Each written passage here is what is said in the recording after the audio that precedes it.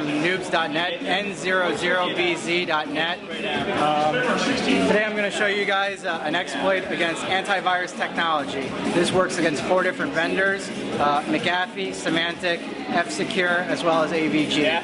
The CVEs are CVE 2010 3496, 97, 98, and 3499. Here we go. First here I'm going to show, simply we're going to use the exploit that was developed by Tavis, not from Google, against Microsoft Help Center. It is a cross-site against command execution. Basically, what we're going to do is we are using the Metasploit module. This is in the framework. We're using Metasploit Express here for the demo purposes. On the client over here, we have Windows XP. We have removed the patch just to show the actual exploitation. The reason why I'm showing you using this exploit is because while Microsoft did patch this hole, the AV companies have not. And this is not a thing against Help Center. This will actually occur whenever you execute using a protocol link. So we're going to launch this here.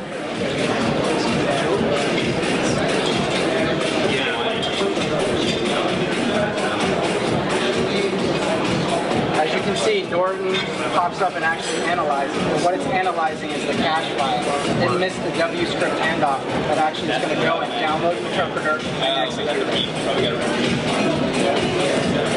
Now, if we see over here on the session, it's actually interacting and it's delivering its payload target, which is an interpreter. Right now we're using the latest version of interpreter, but I actually rolled back against 5 or 6 different versions, and each time it was the exact same result. As you can see right here, we have a shell that's been obtained on the system.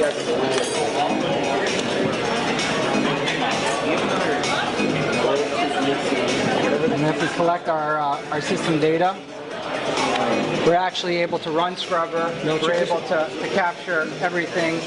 We're going to generate screenshot, dump the password hashes.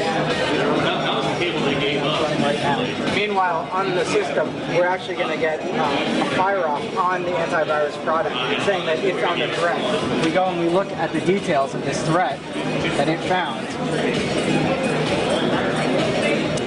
It actually found and removed the cache version of the file. So here what it is it actually detects it. It will actually remove it, removing the forensic evidence that the infection occurred. It will actually tell you that you've been infected, but we as an antivirus company have protected you and removed it. Meanwhile, on the attacking system, we can run our collection of data here, and we have an active shell. We have an interpreter shell running. We can do anything that we want on the system.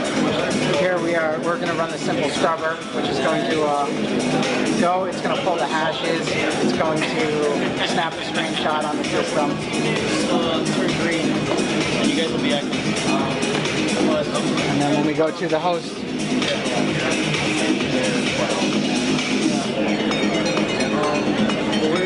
we're able to see that we now own the system that was protected by antivirus technology. It should be noted that we're not using any tricks. We are actually running it. I've run this using the native code. I've used the original exploit right out of Tavis's cookies, and it executes every time. In fact, some antiviruses will actually name the exploit by name, CVE 2010-1885. When contacting the companies, their response was one of ignorance, where they said, use firewall protection, you should have defense. Symantec actually said that you should buy our firewall product because we'll be able to catch it using PIPs. Only one company, McAfee, actually went as far as to patch this. So McAfee is patched, and if you are a McAfee user, you will be protected by this. F-Secure, when they responded, they said, well, you didn't find a vulnerability. What you actually found was a lack of feature. But I personally find that antivirus not protecting you is a really big lack of feature. So here it is. We're going to showcase this at our talk.